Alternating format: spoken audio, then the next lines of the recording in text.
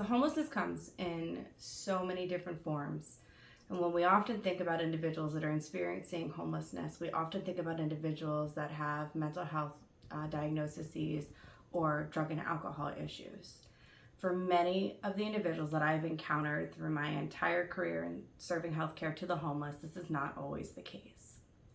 The first individual I really do want to talk about is an amazing man that I met at a warming station in the middle of wintertime.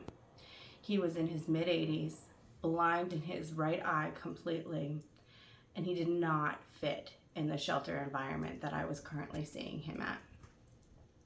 When I asked him the question, "How did you get here?" he repeated back to me quietly and lowered his head, "How did I get here?"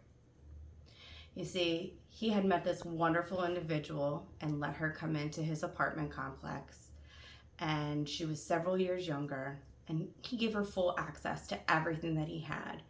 Debit cards, checkbooks, it was all hers. He was in love. What eventually happened is several months down the road, he realized that he did not have any funds, and that the landlord had finally served him an eviction notice. What my friend was not aware of was the fact that after several letters being sent to him that he was behind on his rent that he had never received because she was getting the mail, that he was officially being evicted and he had nowhere else to go. This individual that he had put all of his trust in had actually gone and spent all of his money, never paid rent when he thought that she was, and ended up leaving him for another individual that she had met.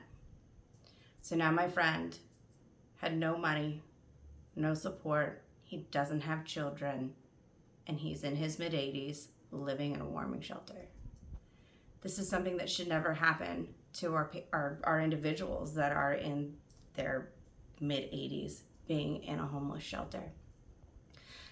It was beyond his control, maybe a little bit naive on his end, but his heart was pure, and that is how he got into homelessness.